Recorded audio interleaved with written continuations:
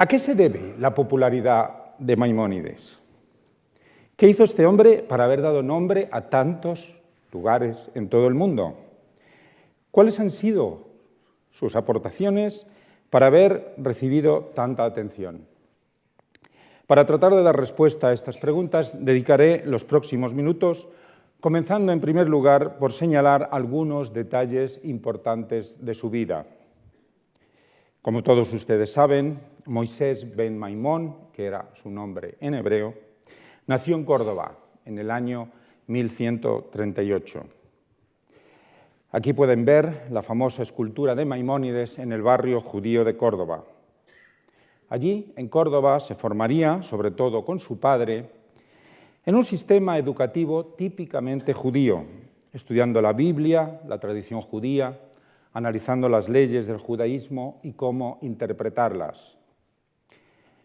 Siendo todavía joven, la familia decidió trasladarse a Marruecos y concretamente a la ciudad de Fez, que era entonces la capital del imperio almohade. No eran aquellos tiempos fáciles para las minorías no islámicas, judíos y cristianos.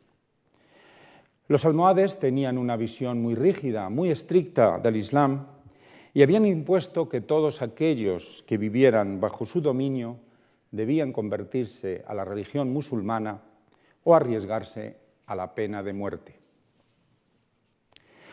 Maimónides, en una célebre carta dirigida a las comunidades judías del norte de África, recomendaba a los judíos que, en estas circunstancias extremas, era mejor convertirse al Islam y conservar la vida antes que perderla para siempre. Una actitud pragmática y realista, alejada de extremismos y de martirios inútiles, una actitud que después tendrá ocasión de demostrar varias veces a lo largo de su vida. De todas formas, Maimónides recomienda que aquellos que puedan huir de las tierras donde no pueden practicar su religión y marchar a lugares donde tal problema no exista, que lo hagan así. Quizá fue esta la razón de que su familia abandonara finalmente la ciudad de Fez y tras una etapa de viajes por el norte de África e Israel, decidieron instalarse finalmente en Egipto, en la ciudad de Fustat, muy cerca del Cairo.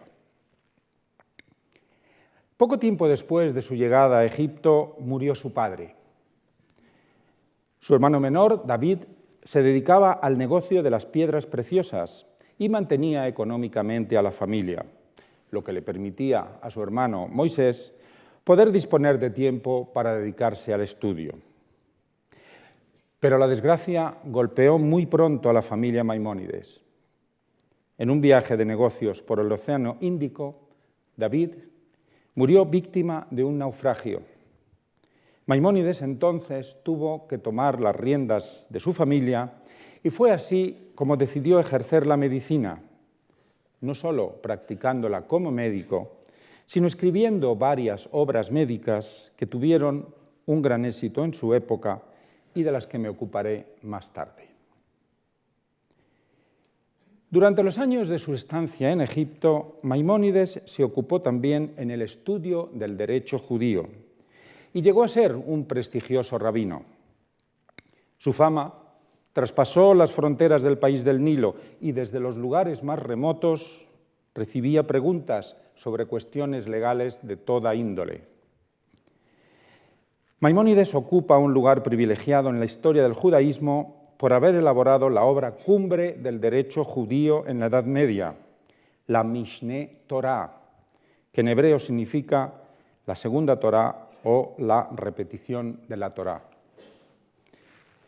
Aquí en la imagen pueden observar la página del libro séptimo de la Mishneh Torah, en un manuscrito copiado en Colonia, en Alemania, a finales del siglo XIII, y que se encuentra actualmente en la Academia de Ciencias Húngara de Budapest. En esta magna enciclopedia de 14 tomos no solo se recogen de manera sistemática y organizada las leyes de la Biblia y del Talmud, sino que además se explican de forma racional y haciendo uso de la ciencia de su época.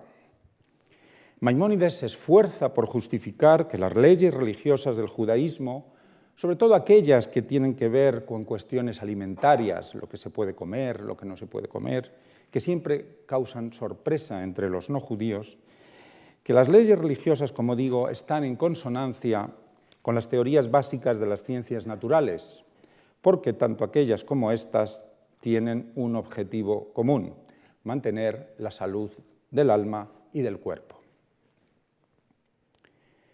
Fue a una edad ya avanzada cuando Maimónides escribió en árabe su obra cumbre sobre filosofía, La Guía de Perplejos. Aquí pueden ver la traducción al español llevada a cabo por David Gonzalo Maeso. Y en esta imagen pueden ver la primera página de la introducción de la versión hebrea de la Guía de Perplejos, en un manuscrito procedente de Barcelona del siglo XIV, que se encuentra actualmente en la Biblioteca Real de Copenhague, un manuscrito bellísimamente ilustrado, como pueden comprobar por la imagen. En aquella época, el pensamiento filosófico que dominaba el mundo era, sin duda, la filosofía de Aristóteles. Gracias a las traducciones al árabe de sus obras y de los múltiples comentarios de sus obras, el pensamiento aristotélico impregnaba profundamente el pensamiento occidental y oriental. En los mismos tiempos de Maimónides, otro intelectual cordobés, como él, pero de religión musulmana, Averroes, dedicaba su vida entera a traducir e interpretar al maestro griego. Como es bien conocido, los comentarios de Averroes a las obras de Aristóteles marcarían el camino del aristotelismo de forma definitiva en el mundo medieval. No tenemos evidencia de que Maimónides y Averroes se conocieran personalmente, pero sí sabemos que Maimónides conoció los comentarios de Averroes a las obras de Aristóteles, aunque es verdad que le llegaron a una edad avanzada de su vida, cuando vivía en Egipto. El propósito de Maimónides en su Guía de Perplejos va a consistir en hacer compatibles las teorías científicas y filosóficas de Aristóteles con los textos fundamentales de la religión judía, con la Biblia. En este sentido, vamos a encontrar muchos puntos en común entre la filosofía de Maimónides y la de Averroes, porque tanto uno como otro buscan la solución al tradicional conflicto entre los grandes principios que sustentan el pensamiento medieval: la ciencia y la religión, la razón y la fe. Tal como indica el título de la obra y tal como el propio Maimónides expone en su introducción, la Guía de Perplejos está destinada a guiar precisamente a aquellos intelectuales judíos que, conocedores de la ciencia y de la filosofía de su tiempo, al leer la Biblia se quedan perplejos, porque encuentran ideas que no se corresponden con los principios científicos y filosóficos que ellos conocen. Es decir, la Guía de Perplejos es una obra para intelectuales, para científicos y filósofos. No está pensada para el común de los mortales y quizá por esta razón se trata de una obra especialmente difícil de entender. Para comenzar a resolver dicha perplejidad, Maimónides empieza proponiendo que las palabras de la Biblia tienen dos significados.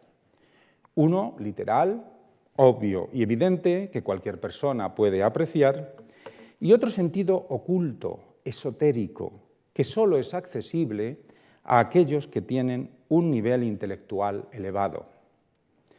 En mi opinión, de Maimónides, mediante ese sentido oculto, la Biblia transmite las mismas ideas, los mismos conceptos y las mismas teorías que podemos encontrar en las obras científicas y filosóficas de Aristóteles.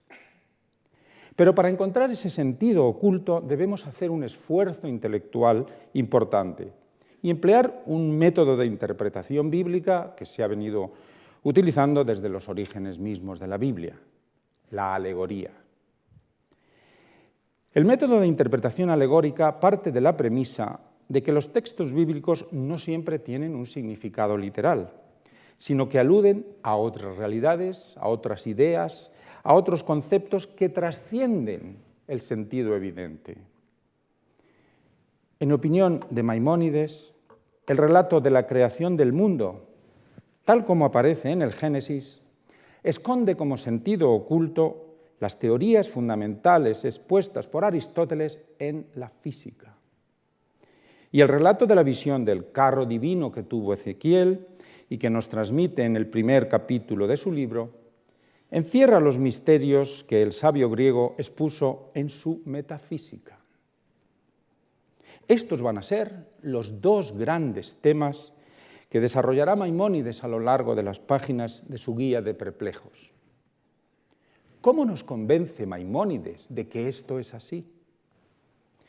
Veamos algunos ejemplos con la advertencia de que no se trata de asuntos sencillos. Vayamos primero con Aristóteles. Uno de los principios básicos de la física aristotélica es la teoría de los 4 elementos fundamentales de la materia: tierra, agua, aire y fuego. Según esta teoría, expuesta por Aristóteles en su obra conocida como La Física y en otras obras, la tierra es el centro del universo y el centro de las esferas de los demás elementos. Alrededor de ella está la esfera del agua. Por encima de ella está la esfera del aire y por encima de esta se encuentra la esfera del fuego. Por encima de ellas tenemos la esfera de la luna. Las 4 primeras esferas marcan los límites del mundo material, del mundo terrestre, del mundo en el que vivimos. Por encima de la luna se encuentra el mundo divino, el mundo espiritual del que nos ocuparemos más adelante. ¿Cómo hacer compatible la física aristotélica con el relato del Génesis?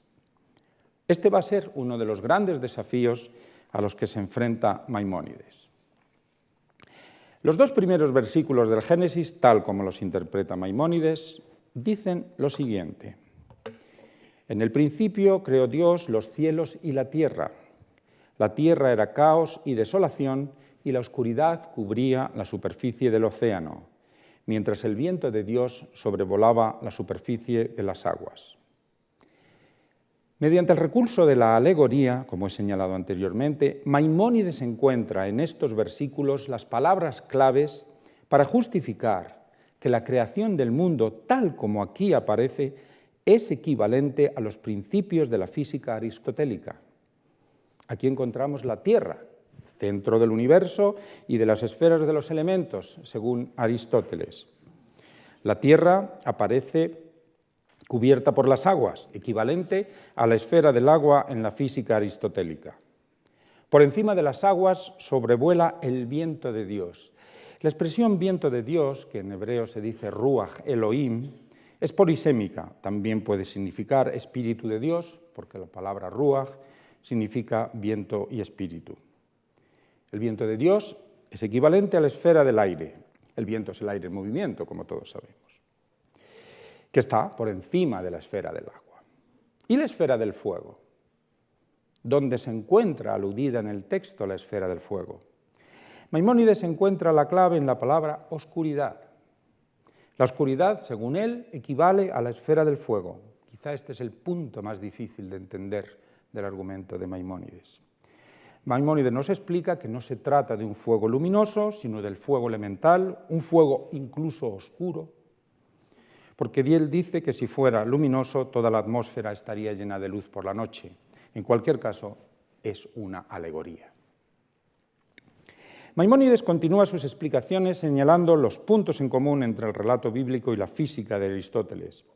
Y llegamos al versículo que dice: dijo Dios, haya un firmamento en medio de las aguas que separe unas aguas de otras. Génesis 1:6. Maimónides explica, siguiendo en todo momento los principios científicos de Aristóteles, que el hecho de que Dios separara las aguas de encima del firmamento de las aguas de debajo del firmamento no se refiere a una separación física, sino a una separación entre formas diferentes de agua. Él nos explica que al principio existió el agua como materia y Dios le dio 3 formas. Una la de los mares, otra la del firmamento y otra la del agua que está por encima del firmamento. El siguiente versículo también llamará especialmente la atención de Maimónides. El día en que Dios hizo tierra y cielos, ningún árbol del campo existía todavía sobre la tierra, ni ninguna hierba había germinado todavía, pues Dios no había hecho llover sobre la tierra. Maimónides llama la atención sobre el hecho de que Dios hizo brotar las hierbas y los árboles de la tierra como resultado de un fenómeno natural que se explica científicamente, que es después de haber llovido. En definitiva, lo que Maimónides quiere demostrar es que la creación del mundo se produjo como un fenómeno natural que sucedió conforme a las leyes de la ciencia de la naturaleza, la ciencia que defendía Aristóteles. Como dije anteriormente, el relato de la visión del primer capítulo de Ezequiel equivale a las teorías de Aristóteles expuestas en su Metafísica. Tal como lo interpreta Maimónides, Ezequiel tuvo una visión profética, imagínense la escena. Ezequiel ve una visión con unos seres extraños, unas ruedas que giran dentro de otras ruedas, siguiendo un movimiento uniforme, sin desviarse en lo más mínimo. Estas ruedas giran alrededor del mundo, giran de forma circular, giran impulsadas por un impulso divino, van y vuelven de forma continua, siguiendo un rumbo prefijado, de acuerdo con la voluntad de Dios. ¿Qué teoría aristotélica está escondida en estas palabras? De nuevo, Aristóteles. La teoría aristotélica del cosmos, la cosmología de Aristóteles. La concepción aristotélica del cosmos se basa en el concepto de geocentrismo. Como pueden comprobar por la imagen, en esta concepción del universo, la Tierra es el centro inmóvil del mismo. Alrededor de ella giran las órbitas de los 7 planetas conocidos entonces en la Edad Media, y en este orden: la Luna, Mercurio, Venus, el Sol, Marte, Júpiter y Saturno. Neptuno y Plutón todavía no habían sido descubiertos. Por encima de ellos se sitúa la esfera de las estrellas fijas, todas girando alrededor de la Tierra. Se las llama de las estrellas fijas porque las estrellas parece que están clavadas, parece que están fijadas en esa órbita, y cuando se mueve la órbita donde están fijadas se mueven todas juntas, sin cambiar sus posiciones con respecto a las demás. Por encima de ellas, por encima de la esfera de las estrellas fijas, se encuentra la órbita o la esfera del primer motor, concepto utilizado por Aristóteles para expresar la causa del movimiento de las órbitas de los astros. Según Aristóteles, este primer motor es el que pone en movimiento las órbitas junto con sus astros. Maimónides también utiliza este concepto de primer motor junto con los conceptos de causa primera o fundamento primero para referirse a Dios. Sabemos que esta concepción del mundo es errónea como punto de partida, porque como todos sabemos, los planetas no giran alrededor de la Tierra, sino alrededor del Sol. Es lo que denominamos heliocentrismo. La Luna es la única que gira alrededor de la Tierra, pero la Luna no es un planeta. Sin embargo, hay que tener en cuenta que la humanidad ha vivido muchos más siglos pensando que el mundo era de esta manera que los que llevamos viviendo con la manera correcta. En cualquier caso, así era como se concebía el universo en época medieval. Maimónides trata abundantemente sobre el sistema cosmológico de Aristóteles en su Guía de Perplejos. Para que puedan entender la importancia que tuvo en la Edad Media este sistema y los problemas científicos que planteó a lo largo de los siglos, les voy a pedir que pongan una especial atención y que usen un poco de su imaginación en las explicaciones que les voy a dar a continuación. Este sistema, aparentemente tan perfecto, fíjense, el Sol en medio, 3 planetas por debajo, 3 planetas por encima, todos los astros girando alrededor de la Tierra, es una imagen casi perfecta, de una imagen de perfección.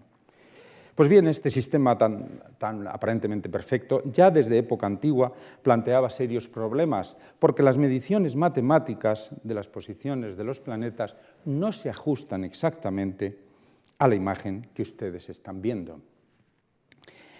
El gran astrónomo de la antigüedad, Claudio Ptolomeo, que ven aquí representado en esta imagen en un cuadro de finales del XV, que se encuentra en el Museo del Louvre, hizo dos importantes correcciones al sistema. En primer lugar, introdujo el concepto de excentricidad o de excéntrica, que básicamente defendía que, aunque los planetas giran alrededor de la Tierra no está situada exactamente en el centro de la órbita del planeta, sino que el centro de la órbita del planeta es otro punto alejado de la Tierra. Veamos la siguiente imagen. Si ustedes se fijan, la Tierra sería el punto E. El centro de la órbita del planeta es el punto C, que está desviado, no coincide con el punto E, que es la Tierra. El planeta gira alrededor de la Tierra,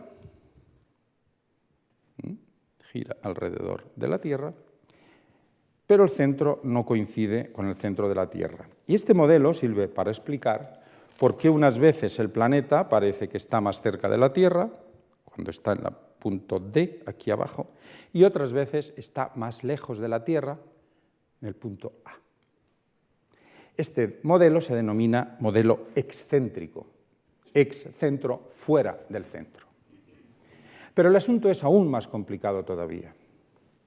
Si una persona comprueba los movimientos de un determinado planeta a lo largo de muchos años, con la idea de que giran alrededor de la Tierra, llegará a la conclusión de que los planetas se comportan de manera muy extraña. No se mueven siempre a la misma velocidad.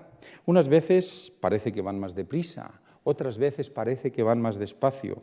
Unas veces parece que aceleran, otras veces parece que se paran e incluso que van para atrás. Los movimientos de los planetas volvían locos a los astrónomos.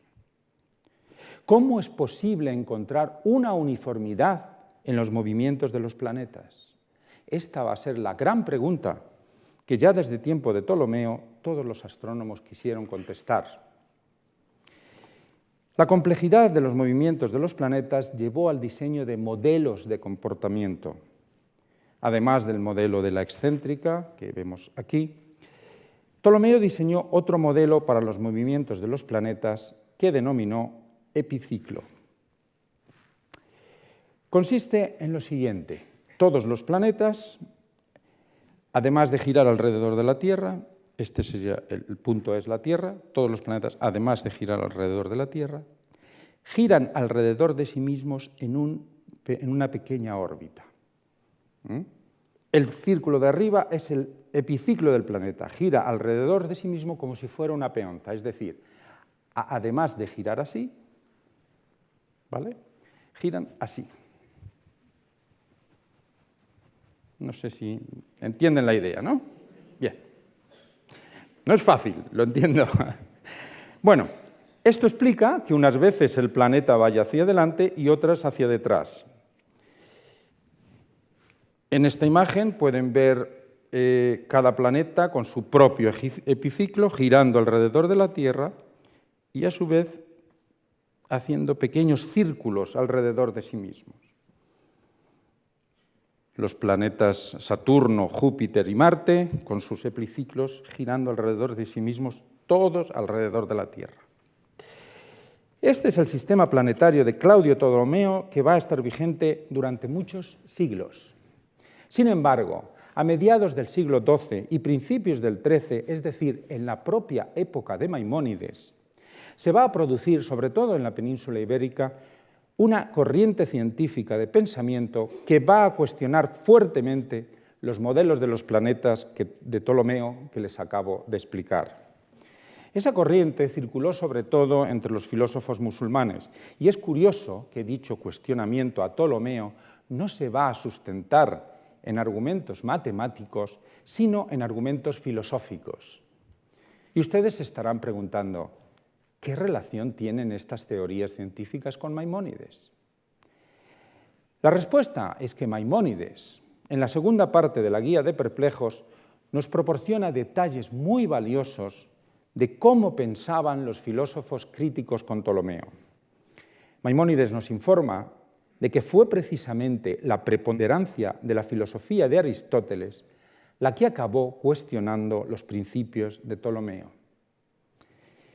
¿Y por qué la física aristotélica ponía en cuestión a Ptolomeo? La física aristotélica entraba en contradicción con el sistema astronómico de Ptolomeo porque partía de un axioma indiscutible. Nada puede girar alrededor de un centro imaginario.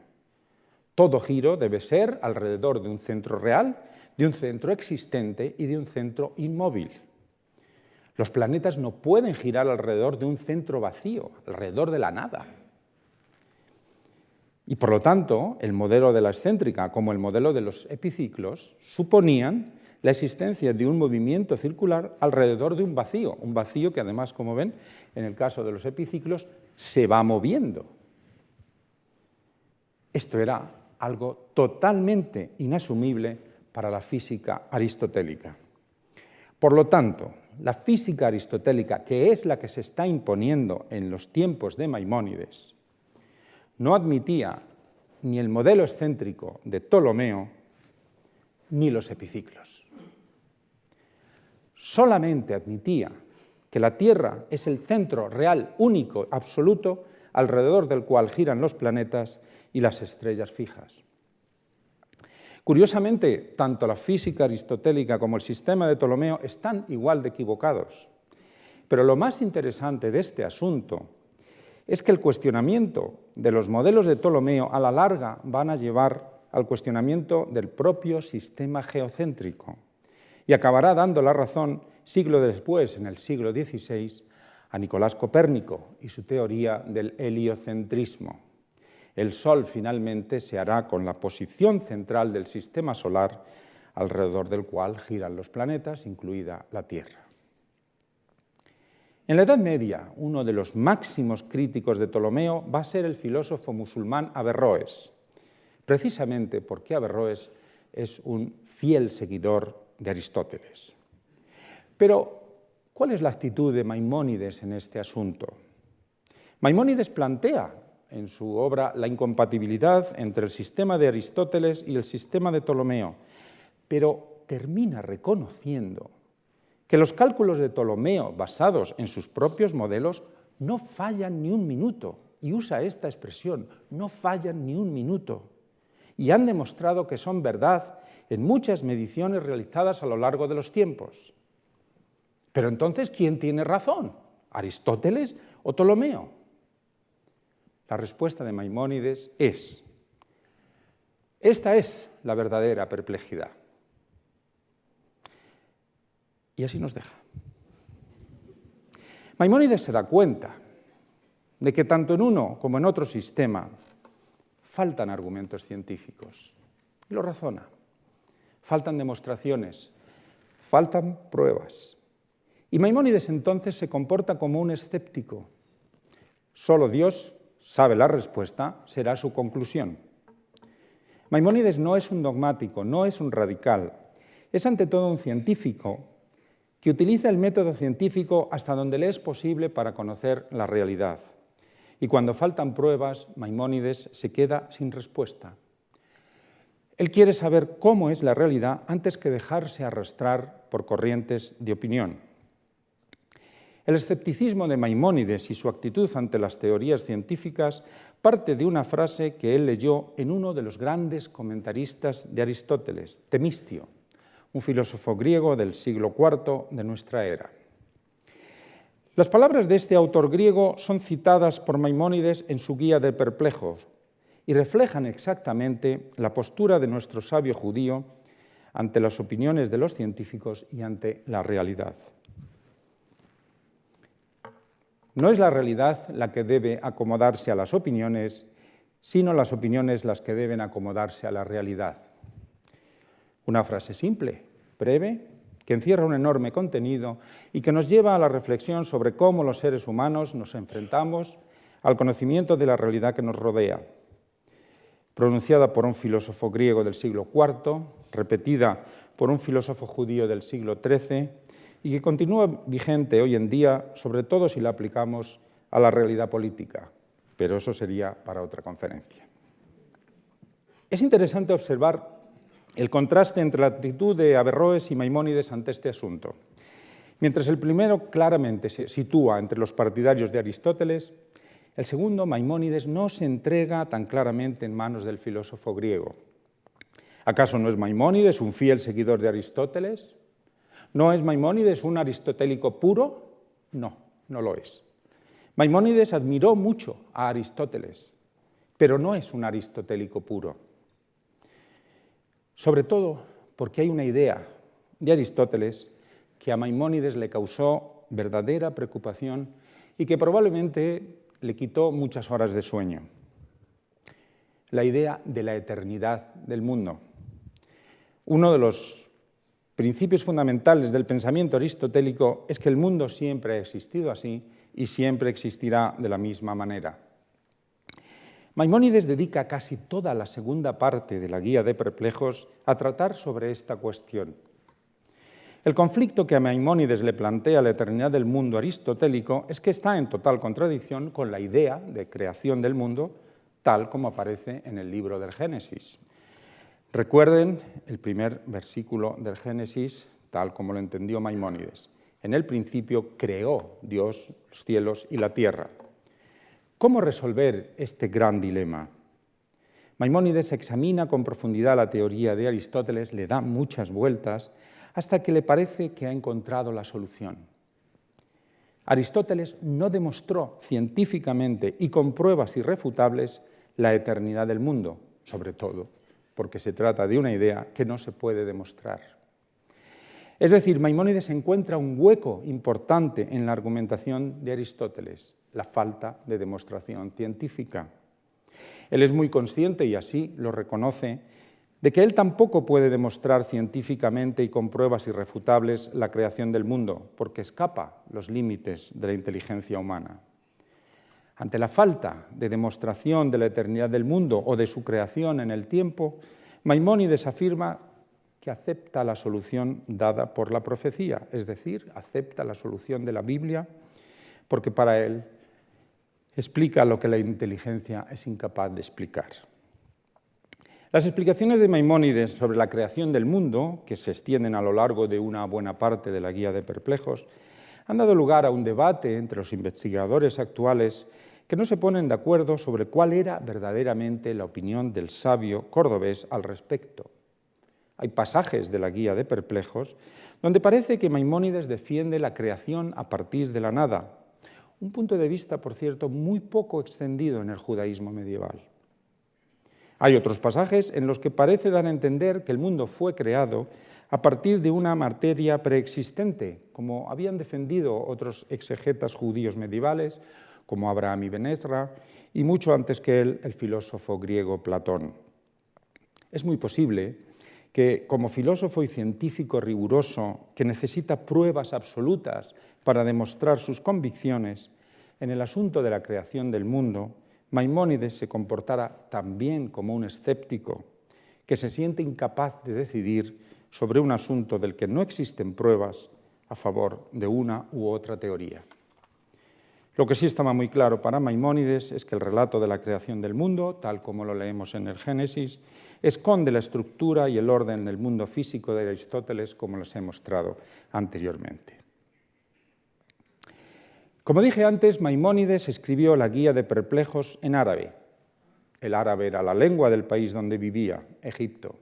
El árabe era la lengua de la filosofía, la lengua de la ciencia, la lengua en la que Aristóteles había sido conocido. Se trataba, pues, de la lengua científica de la época. Pocos meses antes del final de su vida, en 1204, la Guía de Perplejos fue traducida por primera vez al hebreo en el otro extremo del mundo, en Lunel, en el sur de Francia, un poco más arriba de Montpellier. El traductor era Samuel ibn Tibón, perteneciente a una de las sagas más famosas de traductores judíos que hubo en la Edad Media. Gracias a esta versión hebrea, que se divulgó rápidamente por el sur de Francia y también por la península, por los reinos de Aragón y de Castilla, Las comunidades judías tuvieron acceso a la integración de filosofía y religión que había llevado a cabo el maestro cordobés. Para algunos, la obra de Maimónides fue un rotundo éxito, porque se dieron cuenta de que la filosofía griega era un apoyo fundamental a la justificación racional de la religión y la tradición judía. Otros no lo vieron de la misma manera. Los sectores más tradicionalistas de las comunidades judías consideraron a Maimónides casi como un traidor. Comparar a Aristóteles con la religión judía fue considerado por ellos como una amenaza para la pureza del judaísmo y para la ortodoxia más estricta. ¿Qué necesidad tenemos de Aristóteles si ya tenemos un libro sagrado?, debieron de pensar. ¿Qué nos importan las esferas, ni los planetas, ni las estrellas fijas, si es nuestra la palabra de Dios? Pero realmente el argumento de Maimónides que más rechazo produjo entre estos sectores fue la utilización de la alegoría. ¿Cómo es posible que las palabras de la Biblia no signifiquen lo que significan? Si cada palabra en la Biblia alude a otra cosa distinta, entonces, ¿qué quiere decir la Biblia? Eran argumentos que usaban estos críticos con Maimónides. El conflicto estaba servido. Las obras de Maimónides produjeron una enorme ruptura en el seno de las comunidades judías de la época, que se dividieron entre partidarios y detractores. Y como suele ocurrir en casos similares, muchos de los que atacaron las obras de Maimónides ni siquiera las habían leído. Actuaban impulsados por un fanatismo antirracionalista, cuyas ideas se habían ido formando a base de mezclar prejuicios y actitudes intolerantes. Varios líderes de comunidades judías pidieron la prohibición de estudiar los textos de Maimónides, aunque no faltaron quienes apoyaron al maestro. La polémica sobre las obras de Maimónides duró más de un siglo, porque en el fondo lo que se estaba poniendo en cuestión era mucho más profundo. Era la propia legitimidad de la filosofía y la ciencia como objeto de estudio por parte de quienes poseen profundas convicciones religiosas.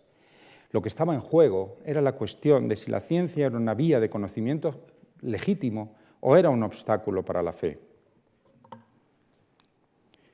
Una de las imágenes más espantosas que pueden existir en contra de la cultura es la quema de libros.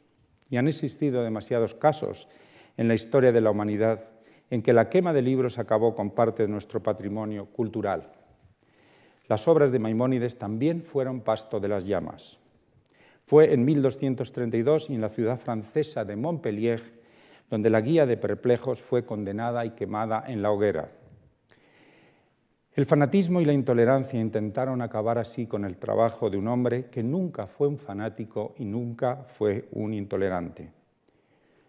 Prueba de ello es que Maimónides fue admirado no solo por muchos de sus propios correligionarios, que siguieron leyendo, comentando y analizando la guía, sino también admirado y valorado por intelectuales de otras religiones, como Alberto Magno o el gran Tomás de Aquino, al que pueden ver aquí en un cuadro atribuido al pintor italiano Botticelli. Hay muchos puntos en común entre Maimónides y Tomás de Aquino. Ambos representan la integración entre filosofía y teología en sus respectivas religiones. Ambos sufrieron también la oposición de sus respectivas comunidades religiosas. Si las obras de Maimónides fueron prohibidas en muchos lugares e incluso quemadas en Montpellier, las proposiciones defendidas por Tomás de Aquino fueron prohibidas en las universidades de París y Oxford. 81 citas a Maimónides se pueden encontrar en las obras de Tomás de Aquino. En su obra cumbre sobre la teología cristiana, la Suma de Teología, Tomás de Aquino demuestra su admiración por el sabio judío acerca de las explicaciones que éste da sobre los nombres de Dios, sus significados alegóricos, y coincide con él en que el conocimiento humano es limitado. Pero si hay un punto en el que el maestro cristiano realmente valora al maestro judío, es en la defensa de la idea de la creación del mundo. Porque los filósofos cristianos, que recibieron la filosofía de Aristóteles con muy buenos ojos y mostraron su admiración hacia ella en numerosas ocasiones, encontraban entre las ideas del filósofo griego una que chocaba fuertemente con la teología cristiana, que era la idea de la eternidad del mundo. Las críticas a esta idea por parte de Maimónides, así como la defensa del sabio judío de la creación del mundo basada en el relato del Génesis, van a proporcionar a los teólogos cristianos argumentos sólidos en defensa de sus propios principios teológicos, porque no existen barreras entre religiones cuando se buscan objetivos comunes, y las diferencias religiosas se diluyen cuando se antepone por encima de todas la creencia en un mismo Dios. Maimónides también destacó en otra faceta científica, la medicina. Fue en Egipto donde la practicó y su prestigio en este campo fue tan grande que, aunque era judío, llegó a ser médico oficial de la familia del sultán Saladino, el famoso sultán de las cruzadas. Maimónides trató a varios personajes de su corte, consejeros y secretarios, e incluso a su hijo mayor, al-Malik al-Afdal, demostrando de nuevo que las barreras entre religiones no significan nada cuando lo que importa es la salud de las personas. Maimónides había aprendido medicina durante su estancia en Fez. Era un ávido lector de obras de medicina. Leyó a Galeno, cuyas obras habían sido traducidas al árabe a comienzos del siglo IX. También conoció las obras de Avicena y Al-Razi, así como las de los médicos andalusíes. Además de practicar la medicina, Maimónides es autor de una docena aproximada de obras médicas, escritas, por lo general, a petición de enfermos concretos, generalmente personalidades importantes y con poder en la época, que le encargaban un tratado particular acerca de cómo curarse sus propias enfermedades. Es decir, se trata de obras de medicina a la carta, según la necesidad de curación de reyes, príncipes, sultanes o personajes más o menos influyentes. Hay que tener en cuenta que cuando se habla de médicos en la Edad Media, se habla por lo general de médicos para ricos y poderosos. Como sabemos, no existía la seguridad social y la gente corriente se tenía que conformar con ir al curandero. Una de las obras de medicina más importantes de Maimónides es el Tratado sobre el régimen de la salud, escrito originalmente en árabe y traducido al latín, como pueden ver en la imagen, con el título Tractatus Rabbi Moisi de Regimine Sanitatis ad Soldanum Regem. Estaba destinado al hijo mayor de Saladino, el sultán Al-Afdal, que se lo encargó a Maimónides porque padecía indigestiones, estreñimiento y pensamientos negativos, una especie de depresión, más o menos. Uno de los aspectos más interesantes del tratado son las referencias a la influencia psicosomática en las enfermedades, que Maimónides resume en la siguiente frase: las afecciones psíquicas alteran mucho el cuerpo. Maimónides insiste en que la influencia de la mente humana en el enfermo es un buen mecanismo que ayuda a recobrar la salud. Por eso recomienda a Maimónides fortalecer las facultades psíquicas del convaleciente con buenos olores, como los perfumes derivados del ámbar y la albahaca, y contándole historias alegres y divertidas, a ser posible acompañadas de música, que le hagan reír y le diviertan. Maimónides en esto parece adelantarse a las técnicas terapéuticas de hoy en día, como la aromaterapia o la musicoterapia. También recomienda Maimónides que los que sufren de enfermedades mentales como la obsesión o los que tienen deseos de huir de la sociedad, como la paranoia, no deben recurrir a la medicina, sino a la filosofía y a la ética. Según Maimónides, la filosofía ayuda a relativizar muchas situaciones de nuestra vida. Ayuda a no alegrarse excesivamente cuando uno recibe una buena noticia, ni a deprimirse en exceso cuando uno recibe una mala. Hay que pensar que los bienes materiales no son eternos y pensar en lo malo que pasó no ayuda a nada, porque ya es inevitable, y lo que vaya a venir en el futuro no es seguro que ocurra. Maimónides demuestra en estos consejos una vez más lo enormemente alejado que estuvo siempre de los extremismos. Es curioso que, a pesar de estar dirigido a un musulmán, Maimónides dice en el Tratado sobre el régimen de la salud que el vino es la mejor de las exquisiteces. Además dice que alimenta mucho, es bueno, ligero y ayuda a digerir los alimentos. Rápidamente debió de darse cuenta de que se estaba dirigiendo a un cliente musulmán y de que el vino está prohibido en el Islam, y Maimónides interrumpió abruptamente sus comentarios al respecto. Yo creo que en el fondo lo que estaba pensando es vosotros os lo perdéis. Aquí pueden ver una imagen de la traducción al español del régimen de la salud, del que les acabo de hablar, llevada a cabo por Lola Ferre, editada junto con otra de las obras de medicina más importantes de Maimónides, el Tratado sobre la curación de las hemorroides. Las hemorroides debían de ser un problema bastante frecuente en época antigua y medieval porque se escribieron muchos tratados sobre esta enfermedad. Maimónides escribió el Tratado sobre la curación de las hemorroides para un personaje importante de la corte y en él rechaza totalmente la cirugía porque este método terapéutico había adquirido mala fama a partir de Galeno. Galeno dijo que la cirugía era el remedio fácil del mal médico. Nuestro médico judío recomienda buscar la solución analizando la causa de la enfermedad. Si las hemorroides son producidas por una mala digestión del estómago, que es lo que él pensaba, entonces la curación estará en una dieta adecuada. A diferencia de otros tratados sobre el tema, Maimónides insiste aquí en el aspecto preventivo de la enfermedad. En general, en la medicina medieval, se intentaba primero curar con medidas dietéticas y preventivas. Si éstas no funcionaban, se recurría a los medicamentos y las intervenciones quirúrgicas se dejaban para los casos más graves. Hacia el año 1190, Maimónides escribió su libro del asma. Pueden ver aquí la traducción española también llevada a cabo por Lola Ferre. En la introducción a este tratado advierte Maimónides de que para la curación de esta enfermedad, así como de otras, hay que tener en cuenta un número de factores específicos y entre ellos uno especialmente importante, el temperamento o la propia complexión del enfermo. Para Maimónides, como para la mayoría de los médicos de época medieval, no existían las enfermedades, existían los enfermos. Una idea que hoy cada vez se oye más. Las características propias del enfermo, lo que hoy podríamos denominar los factores genéticos del enfermo, eran muy tenidos en cuenta a la hora de establecer los diagnósticos.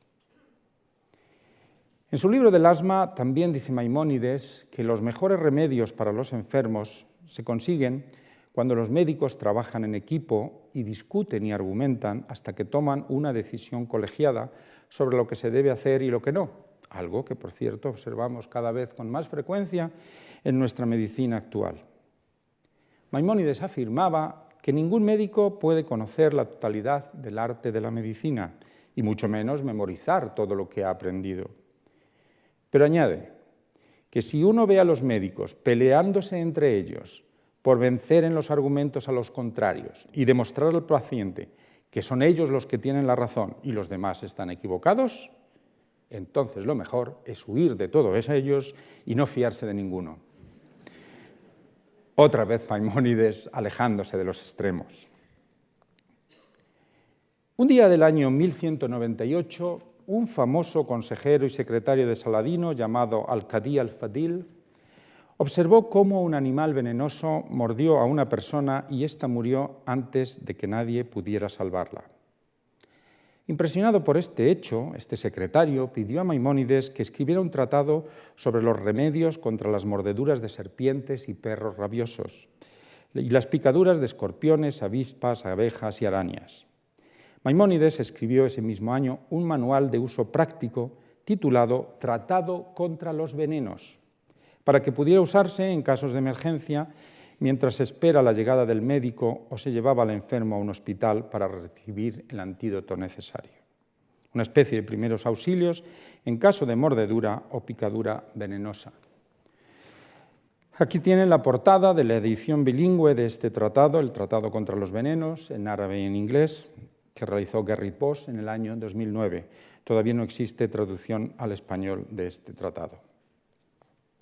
Algunas de las recomendaciones de Maimónides sobre los venenos debieron de ser tenidas en cuenta de manera especial en épocas en que eran utilizados con frecuencia para acabar con rivales políticos. Así, él llama la atención sobre el cuidado que deben tomar las personas que ocupan puestos importantes contra el riesgo de ser envenenados, porque los colores o los olores de ciertas comidas y bebidas pueden ser sospechosos.